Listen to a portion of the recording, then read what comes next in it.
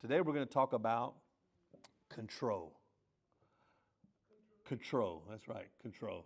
How many times do we feel like, listen, we feel like, man, I don't have as good as self-control. Somebody say self-control. Self-control. Self-control. And that's difficult. It's difficult. Listen, the hardest part about control is actually admitting that you don't have it. Raise your hand if you listen. Raise your hand if you feel like, I got some control issue. I got control issue. Raise your hand. Now, for those of you that wanted to grab the person next to you's hand and raise it for them, you might have control issues.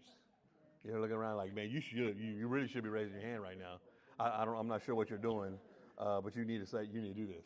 I mean, listen, I know as a pastor, and I know even as parents, how many times have you said, I know I've said this several times. I tell Boo all the time, I said, you know what? If they would just do what I said, they'd be better, right?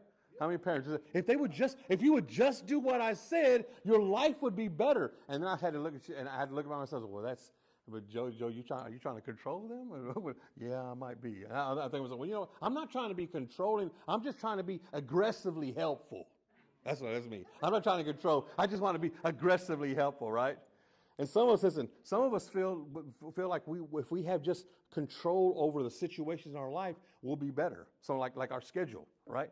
Your appointments are all locked up. You have your day set out. Some of you got a calendar, like we have a calendar, a family calendar we share. But some of you have a calendar that's all locked up, and your whole day is great. Where are you going to be from 9 to 10, 10:30 to 11? You got everything lined up, and everything looks great until you get to the traffic, right? And then traffic just throws everything off, and you're like, man, I don't know what's going on. And all of a sudden, you start feeling, you start getting upset. And every car that gets in your way, it just starts getting you more mad, right? And they're not going the speed limit you're going, and because you have a schedule to keep. You feel like, listen, I have set something up, and I'm wanting to control the situation that I'm in, right? And then and this is the worst part. You're in there, you're driving, and the person next to you, they're sitting there, and sometimes they're no hands on the wheel, and they're dancing. They're like, "What are you doing?" And you're just mad because they're not allowing you to be in control of the situation that you're in. Hear me. The real source of your frustration comes from the fact that you are not able to control something you thought you had control of. That's what's really bothering you. By nature, listen, we feel that we should be in control of something. This is just who we are. We are the dominant species. And we feel like we should be in control of everything that's around us. For some of it's our environment. Everything that goes around your house, like in our house, Boo's got everything, she knows where everything is at. She's got everything in order, right? And some of you may be this way, and some of you have the forks that are separate from the big forks. Those two different things, right? And the little spoon, the big spoon, and don't put everything again. And don't put a steak knife with a butter knife and all this stuff. And you have a set system. You're in control. Right? In our house, she's got everything set up. Sometimes I'll leave a cup there, and I'm like, I'm still drinking out of that. I'm still drinking. She's ready to take that away because they don't belong. But I'm sitting right next to it, But in her mind, this is how she moves. She feels like I've got to organize things, and this is beautiful when you think about it. It's great to have order and organization, and everything goes great. And for her, it's all perfect unless you marry someone like me. And I don't know, it's not me. I walk in, I told you before, I walk in and I got stuff everywhere, and I like to sum my life up as I'm good with, I'll probably call it organized confusion. That's me. I'm organized confusion. I'm just all over the place. And she's not that way. And listen, 22 years as of yesterday, and I still don't get it. I still don't understand. I'll sit down, she'll say, hey, have a seat. And I'm all thinking, this is great, right? And she'll put a drink right next to me. She's like, you want something? What is it? You good? Yeah, I'm good. And she said, put your feet up. She'll hand me the remote, and I'll put the remote on. I'm like, oh man, this is great. I'm loving this. This is great. And then she'll go into the room, and I'm sitting there watching TV, and she'll come out with a laundry basket. And the laundry basket got full of all, she said, this is everything that was on your nightstand. Do something with it. Oh, wait, what? Because there's confusion. This is not organized. That's not what a nightstand. And I got books and papers and envelopes and everything. And I'm thinking and she said, because in her mind, that's not the way it should be. And there's a control. How many parents feel like, man, I'm just trying to help my kids out. So what do? We give them curfews, right? There's an order situation. Not only give them curfews, you give them a phone. And on that phone, you can track where they're at, right? And you say, okay, here you go. You're good to go. I'm tracking where you're at. Everything's good. And everything feels perfect. Listen, everything feels good until they do something that still goes outside of that line, right? And you can look at the time of your watch and say, oh, the curfew, it's almost curfew time. And you look up to see it and say, yeah, it's almost curfew time. Then what do you do? Next thing you do, you grab your phone, let me see where they're at. Like, oh, they're not gonna make it. Yeah, they're gonna miss this. They're gonna miss this time. This ain't gonna work. And so what do you decide to do right then? I'm gonna call them on a phone that you pay for, mind you. You call them, right? I'm gonna call them, see what's going on. Hey, and then what do you get? Huh? You get screened and ignored.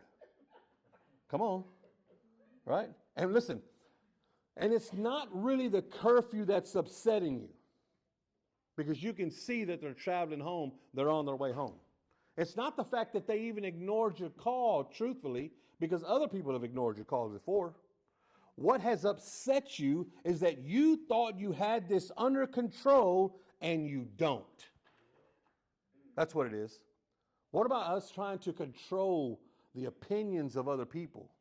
So we do all kinds of things to make them like us, right? We make sure that that don't look right. Let me change the filter. Let me change the screen. Let me get a different angle. And you try to make sure the post looks perfect so that way people will like you. Because the last thing you want to do is post something on Facebook or Instagram with the mindset that I don't really care if anybody likes this, right? How many posts just because you don't want nobody to like it? Come on. Right? We're trying to sway the opinion of somebody just so I got the right emoji, I got the right quote, I got to do everything's got to be right. Because I don't want someone to post something or say something negative, or I don't want them to look at it and just keep on scrolling, right? I want to make sure that they're okay. Hear me. Not everybody's going to like what you do. You're not always, listen, you cannot control other people's opinions. You just can't. You can't. You can't control. You control the way they feel. You can't control the way they think. And this might seem okay for us, but when we realize that control is actually just an illusion. There are people right now that they feel like they're in control of their livelihood. They have eaten right? They work out. They sleep good 8 hours a day and still get cancer. Right? There are people just that way. There are people who you probably know them too. They don't smoke. They don't drink. Right? And you might know somebody who's never had a drink of alcohol in their life and gets struck by a drunk driver.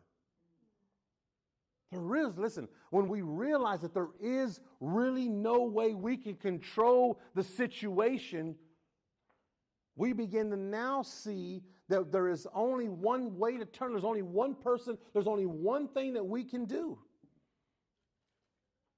And that's turn to God. And that's to see that it's Him. Listen, control is not just an illusion. Control is a chain. Control is a chain. Let me show you something. Here, Brandon, come on up here. This is what control is.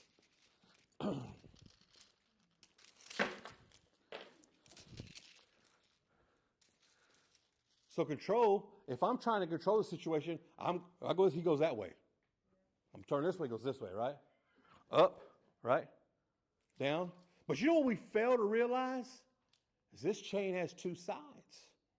So when the control goes somewhere else, I got to go with it. Right? I have to go with it. When he goes down, I got to go down. Thank you, Brandon. Sometimes we try to control our things. We try to control our money, our home, whatever the situation is. Hear me. But what we fail to see is that whatever you try to control also controls you. This chain works both ways. It works both ways. And whatever you try to control controls you. And we don't see it that way. We don't realize it's that way, but that's how it really is.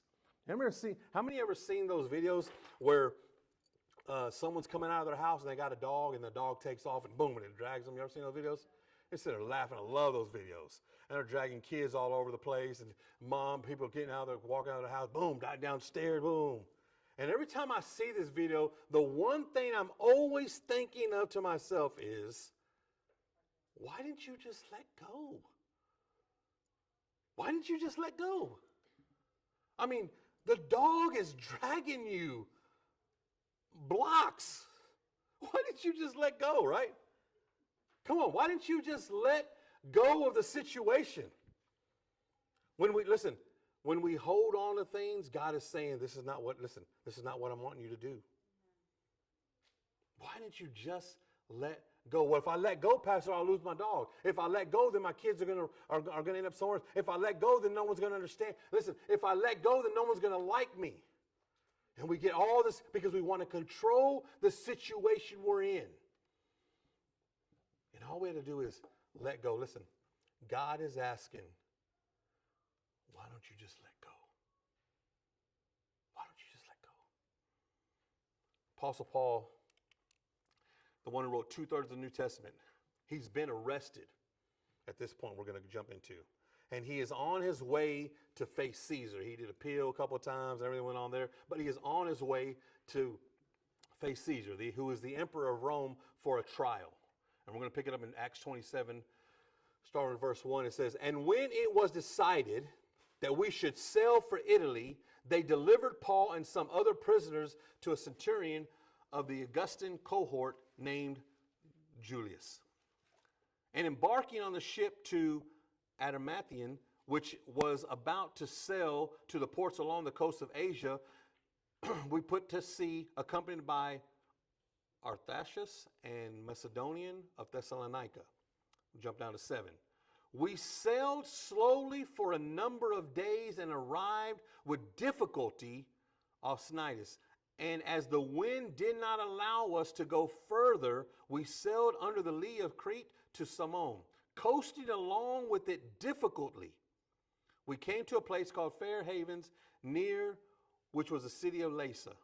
And then in verse 9, "Since much time had passed and the voyage was now dangerous because of the fast, because even the fast was already over, Paul advised them," this is what Paul's telling them, saying, "Sirs, I perceive that this voyage will be with injury and much loss, not only of the cargo and the ship, but also of our lives." But the centurion paid more attention to the pilot and to the owner of the ship than what Paul had said. And jump down to 14. "But soon the tempestuous wind called the northeaster struck down from the land." Now in verse 15, I want you to read this part with me. Read 15 with me. "And when the ship was caught and could not face the wind, we gave way to it and were driven along." We gave way to it and were driven along. Giving way to it. I looked that up, giving way to it. It demonstrates a strategic choice to stop resisting and let the ship be moved by the storm's force. Giving way. There's two moments, there's two things in our life that we have to do. We have to decide how we're going to do this and how we're going to let go. The first thing is when things are letting go, is we have to let go when things are out of control. Just out of control. Paul's telling us a story here, listen, and I can appreciate the story because of the storm, because the storm is a symbol for us as well here now. It's when things are just going crazy in our life and everything seems to be going wrong. It's like you just don't know what to do, and you got stuff coming at you from all angles, and everything's happening. And there's nothing you can do to prevent a storm. There's nothing you can do to stop the storm. Now you can get out there if you wanted to, and you can start punching the rain, and you start kicking at the wind, but it's not going to do nothing. You're just going to look silly. Because you can't stop the storm. You can't control the storm. Now think about this moment that happened. Listen, that when there is no control, there is nothing we can do. And I think about this: cancer. Listen, when cancer hits someone who's young and healthy, and a child, listen, or a child walked away from God, and when he gets older, we just like, man, what happened here? What about when a parent gets a divorce, but you were a good kid, you did right? Or when the stock market crashes, and you had invested things in something good, or how about when COVID turned the whole world upside down, and you're thinking to yourself, man, but I was always washing my hands, I was always keeping clean. I don't understand what's happening here. What's going on? Listen, what happens, and what we need to understand is we start at this moment when things go wrong and we can't control it, and we don't know what else to do, and we don't know who else to blame. You know what we all do? We start blaming God. We blame God. We got to blame somebody. It's He who did. It's Him that did it, right? It's Him. It's His fault. When the boys were young, I used to take them all to play basketball, and we go on the court, and they were just 10, 11 years old, and we go out, and I'm a lot older, and I had to take them out with my buddies, and we're all playing ball. And they would always, we would sit there playing, and then the boys would be going up for a layup, and they would just, my guy's playing with him, but he turned to the side and just let him lay up. Say, hey, what are you doing?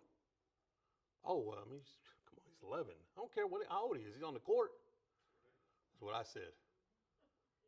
He said, what do you mean? I said, listen, you're not doing him any good if you just let him lay up. Because he's going to play 11-year-old soon, and that 11-year-old ain't going to let him lay up. He's got to learn how to play the game. So I was like, you sure? Yeah, I'm sure. So they were just, boom, man, the boys couldn't get nothing up. Bam, just throwing everything, pushing them, setting screens, knocking them all over, everything. And listen, I'm on the court. I'm their dad. I could have stopped every bit of, hey, what are you doing, my son? I could have stopped it if I wanted to. But it doesn't help him. Hear me. We like to blame God for everything, and God is saying, if I do this for you, if I allow this to happen this way, you don't learn nothing. You don't see what it's like to know and trust that I'm here. Because every time you were there, boom, here you go, I got you. Oh, don't worry about it, here it is. Oh, I got this for you. Hey, I got this for you. And you're not, listen, faith is not built that way. But we like to blame God when everything's going wrong, and God is saying, listen, I'm with you, and I'm trying to teach you something here. And you're missing it. You're missing it because you just want me to hand this to you. You just want me to give you a layup. You got to earn that layup. And you know what happens? These kids are 11, 12, 13, 14. Now they're knowing the game, setting good picks. They're learning the game, and we're in there playing. And now they're, boom, getting around 2 picks and a layup, and he's laying up on his own on a 27-year-old man. And I'm right there on the court watching. Listen, God is right here in your court. And He sees that you're going, He sees that you're struggling in your marriage. He sees that. And He said, listen, if I just step in and change her mind, if I just step in and change his heart, what good does that do you if you guys can't work nothing out together? Because this right here, this little wind that's blowing is nothing compared to what's about to happen. Hear me. It's nothing about from what is about to happen. I'm sitting there, if me and Boo were arguing and fighting about something, this is nothing now. Soon, Joe, your dad is going to die. And if you have not built a good relationship with your wife, when he dies, you're going to struggle and you're going to feel like everyone's left you. And the moment I felt like everyone left me because now my dad is gone and I'm blaming God, you know who stepped in? Come on. Because we built something. Something happening there. So letting go when things are out of control. We got to give way. Give way literally means to let yourselves down. Listen, this wind is too strong. It's going to break things up. You got to let things go or it's going to ruin who you are. God, you're in control. Please lead me. Please lead me. That's what Paul is saying. And you know what's so beautiful about this was Paul was trying to tell them, hey, we got to stop what's going on. You know what's so crazy is in this storm, when this storm takes them and they have to stop, they end up stopping at an island called Malta. Malta. And you look up Malta today, and it's one of the most religious countries in the world. And you know what? Listen, every February 10th, they have this huge celebration. And they call it the day, listen, the day St. Paul crashed and came. They celebrate the day God brought the gospel to Malta. And we thought, listen, and they're saying this is this storm that's coming through. This is the storm that's happening, and they're thinking to themselves, we don't know what to do here. We're not sure what's happening here, and they're all upset, and they're blaming God and everything else, and God is saying, look, I'm doing something here. I'm taking you somewhere. I know this doesn't feel right. I know it's struggle. I know the wind is blowing. I know you got to let yourselves down. I know you got to trust me. But when we get there, there's a country called Malta, and Paul's got a word that he's got to give them. Until this very day, they celebrate that. They celebrate that. Paul didn't know where the storm came. He knew he couldn't control it, but the people of Malta didn't know that God had a plan. Just because you can't control where you're going doesn't mean God doesn't know where you're going to land. Just because you can't control where you're going does not mean that God doesn't know where you're going to land. God knows where you're going to land. He knows, listen, that affair was a storm, but wait till you see where you land. Right? When the sonogram wasn't the result that you wanted, and you feel this storm in your life, but God knows where you're going to land. Losing that job was a storm, but God knows where you're going to land. God had to bring that storm there. You know why? Because you wouldn't ride it to that place if you're on your own anyways. You're not going to sit there and look at the storm and say, "Oh, let's just go right through this thing." No. What do we instantly do? We got to turn and get away from this. We got to move this. That's too much trouble. I didn't bank on that. I didn't count on that. And God is saying, I had to bring you through that because you wouldn't have went on your own. So letting go, listen, when things are out of control. And here's another one, which is probably harder to do. This is probably the most hardest one for me, is are you able to let go when someone else is in control? Let's back up on that verse 27, verse 1. Listen to what it says. It says, and when it was decided that we should sail to Italy. You hear that? That's how the writer's saying this. What he's saying is, when it was decided, you got to read, listen again. When it was decided that we should sail to Italy, they delivered Paul and some other prisoners to a centurion of Augustus' cohort named Julius. He's saying, when someone else decided this is what we're going to do, this is what we did. When someone else decided this way we're going to sail, this is what we got to do. When someone else tells us this, when someone else is making the decisions for you, what are you going to do? Where are you going to go? What are we going to do? Where are we going to go? What's going to happen? Our lives are surrounded in situations where someone else is making, parents are making decisions for their kids, and the kids are like, man, I got to do this because Dad said I got to do that. And you're thinking everything's going crazy, and you're all mad about it. Or the boss makes a decision, and you're like, man, why is he's making decisions for we, right? Or your husband's making a decision for we, right? Your parents are making decisions for we. Your pastor's making decisions for we. And you feel like, man, when do I listen, are you willing to let go when someone else is in control? Proverbs 21:1 says this way, the king's heart is a stream of water in the hand of the Lord. He turns it wherever he will. The king is a metaphor for an authoritative figure.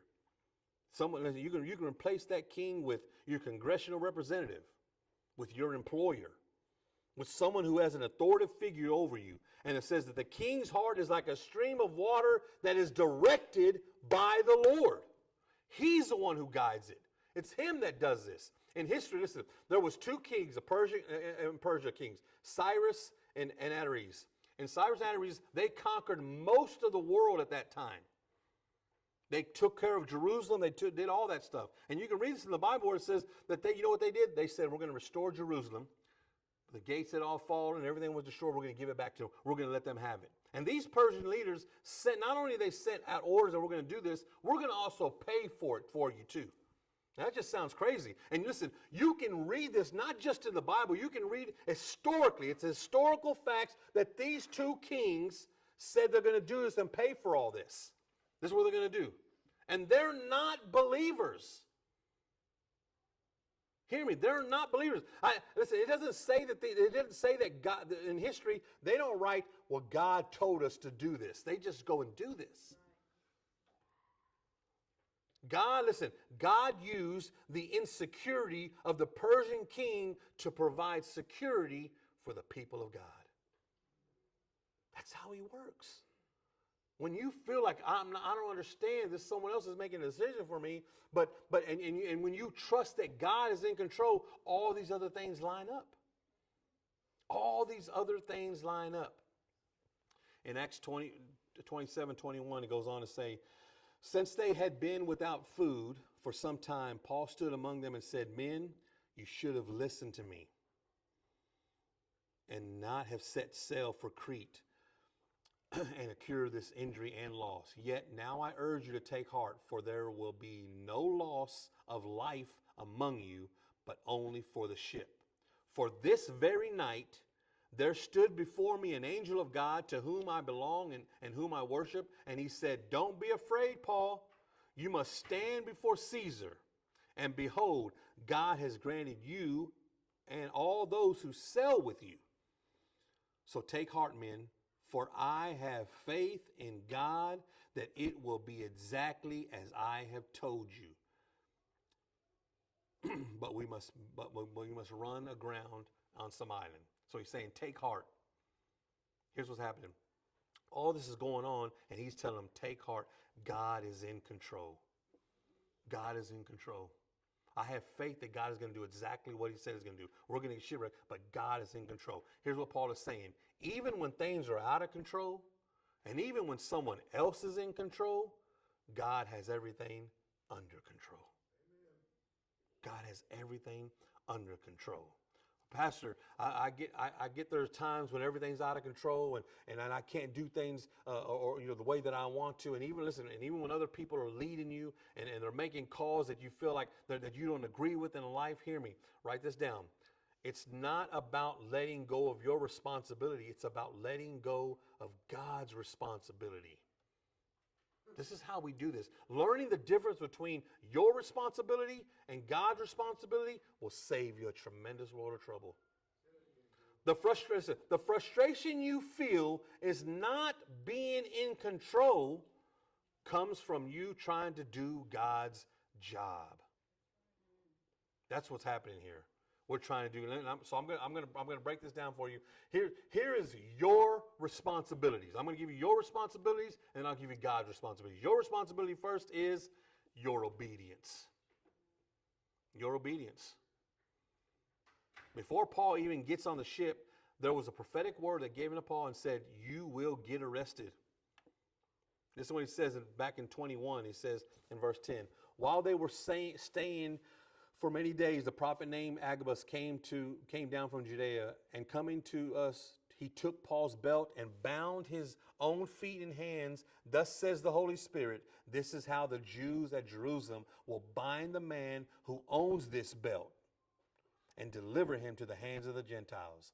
And when he heard this, and the people there urged him not to go to Jerusalem, then Paul answered, what are you doing, weeping and breaking my heart? For I am not only to be imprisoned, but even to die in Jerusalem for the name of our Lord Jesus. And since he would not be persuaded, we ceased and said, let the will of the Lord be done.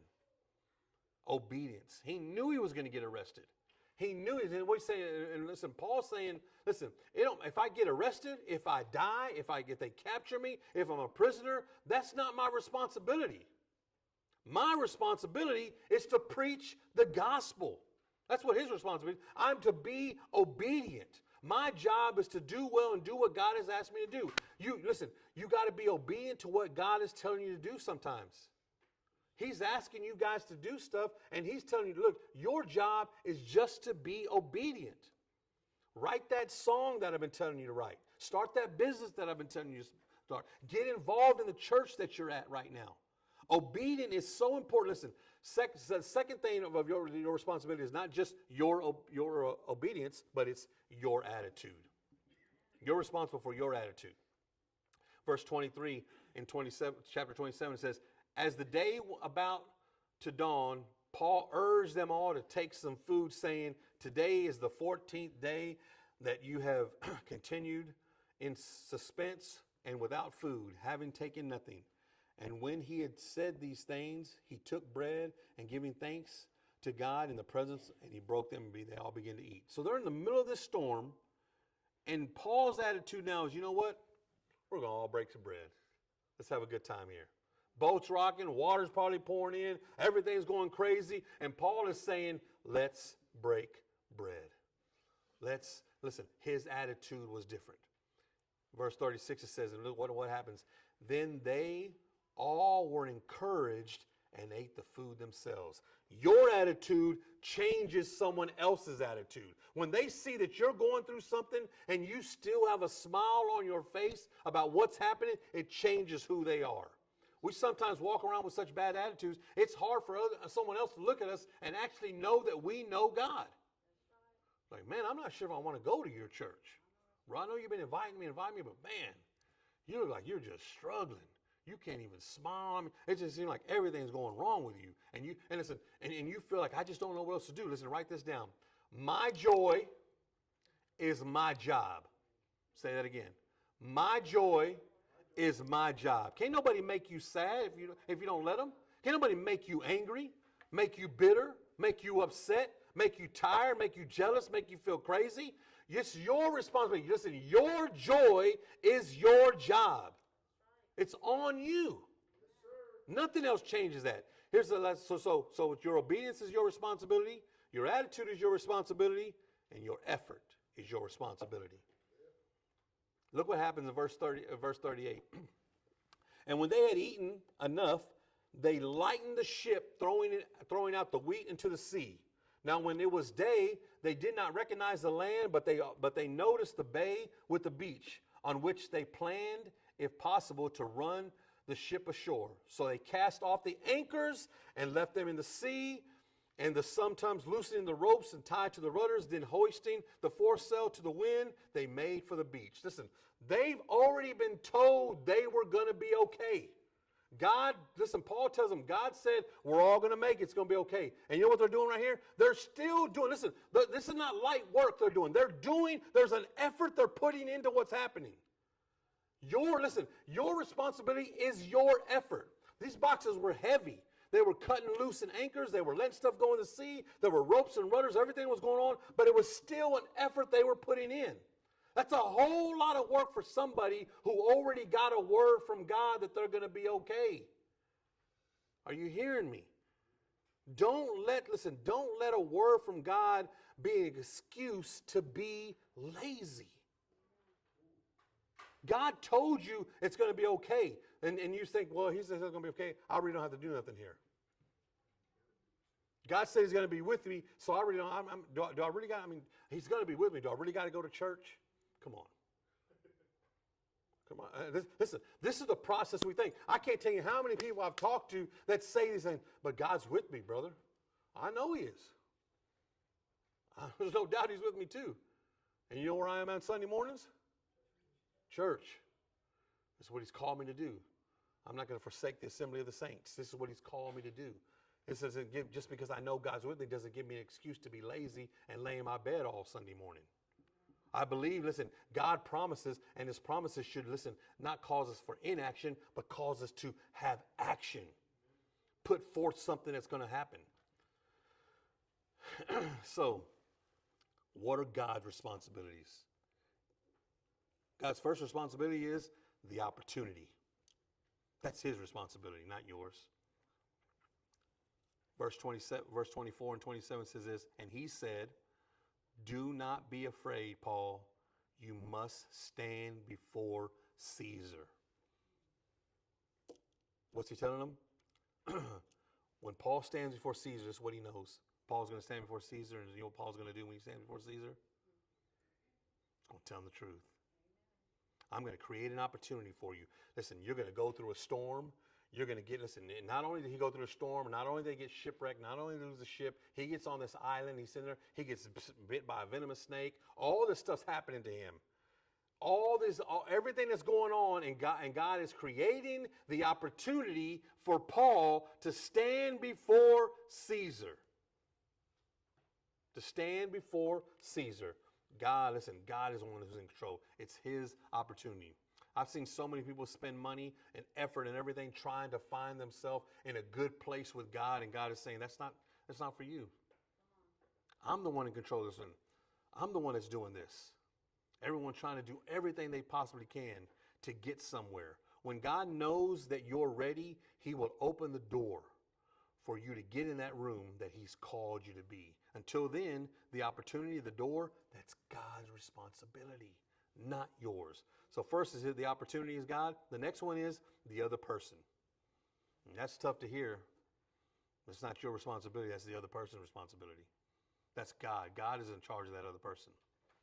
We got to give God the opportunity to do what he's supposed to do. Let him do his job. How many times you've been somewhere, listen, how many times you've been in Walmart and you see this kid going nuts and you think to yourself, ooh, man, if that was my kid, right? Come on. How many have said, if that was my kid, right? Come on. You say, if that was my kid, ooh, Lord knows if that was my kid, what I'd be doing. And then you see that kid call them by their first name. Like, ooh, right? And listen, and that may be the way they raise. That's okay. If that's how you raise them, that's you. You know why? Because that's your responsibility. Those are what? Your kids. It's all good. I'm not judging you. That's your kids. You're doing that yourself. And now I know what I want to do. I want to go and stack them up. Hey, I got a belt for you, bro. You know what I'm saying? Let me go. You know what I'm saying? I ain't got. Listen, I'll provide the cover. Go ahead. Do what you got to do. You know what I'm saying? Right? That's what I want to do. But that's not my kid. Listen, that person that you do not like right now because of the way they act, because how they do things, because the way they say it, how they dress, that's not your kid. That's someone else's kid. And let that person, God, raise that kid the way he wants. The other person is not your responsibility. So many times we get caught up and think, well, I'm not going to say nothing to them because I don't like the way they look. I don't like the way she said it. I don't like what she said to me. Right? Well, I'm going to tell her about God. I don't want her to go to my church. Look how she's acting. Oh, no. She comes in short skirts all the time. No, she ain't going to my church. No. Right? And we instantly start thinking to ourselves, man, if I had a belt, right? That's someone else's kid. Belongs to somebody else.